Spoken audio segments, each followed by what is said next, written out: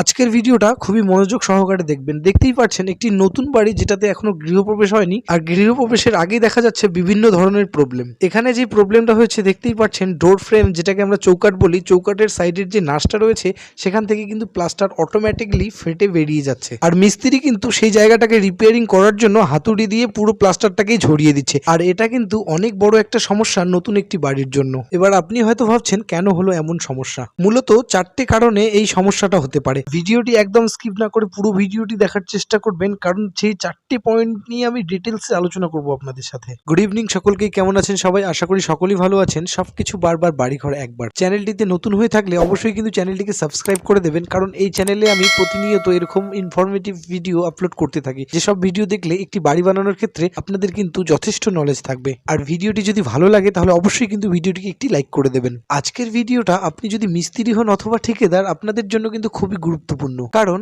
কাজ করতে গেলে অবশ্যই কাজে ভুল হওয়াটা কিন্তু স্বাভাবিক ব্যাপার। আর আমাদের এই রাজমিস্ত্রি কাজের ক্ষেত্রে কিন্তু রোজ নতুন সমস্যার সম্মুখীন হতে হয়। তাই নিজেই ভুল করে শেখার থেকে অন্যের ভুল দেখে শিখলে সময় এবং টাকা দুটোই বাঁচে। আর এই সমস্যাটা হওয়ার 1 নম্বর প্রবলেম আমি যেটা মনে করি, প্লাস্টার করার পর কিউরিং করাটাকে। কারণ প্লাস্টার করার পরে মোটামুটি 6 থেকে 7 দিন, দিনে 2 থেকে 3 বার করে আমাদের কিউরিং করতে হবে। এরপর যেটা আমাদের খুবই গুরুত্বপূর্ণ সাথে লক্ষ্য করতে, ডোর ফ্রেম সেট করার জন্য আমাদের কিন্তু ক্লাম্প ব্যবহার করতে হয়। আর সেই ক্লাম্প কিন্তু আমরা লাগিয়ে দিই চৌকাঠের সাথে স্ক্রু অথবা তার কাটা দিয়ে। যেটা দিয়েই করি না কেন, খুব শক্তপোক্ত ভাবে লাগাতে হবে, কারণ ডোর ফ্রেম সেট করার পর যদি এই ক্লাম্প লুজ থাকে সেই ক্ষেত্রে কিন্তু ডোর ফ্রেম মুভমেন্ট করবে, আর তাতেই কিন্তু আমাদের প্লাস্টারের ভাবে নাশ ভেঙে পড়বে ডোর ফ্রেমের। এরপর যেটা আমরা ভুল করে থাকি ম্যাক্সিমাম ক্ষেত্রে, আমরা যখন প্লাস্টার করি আমরা কিন্তু দরজার যে নাশ কবলাগুলো আছে এগুলো কিন্তু ছেড়ে দিয়ে প্লাস্টার করি। আর এটাই যখন আমরা দ্বিতীয়বার প্লাস্টার করে নাশ কবলাগুলো বানানোর চেষ্টা করি, তখন কিন্তু পাশের ওয়ালগুলো খুব শুকিয়ে যায়, ইটগুলো খুব শুকিয়ে যায়, তখন কিন্তু দ্বিতীয়বার প্লাস্টারটা আর বেশি ভালো করে ধরতে পারে না, আর তাতেও কিন্তু হতে পারে এই সমস্যা। আর ফাইনালি যে কারণে হতে পারে এই সমস্যাটা,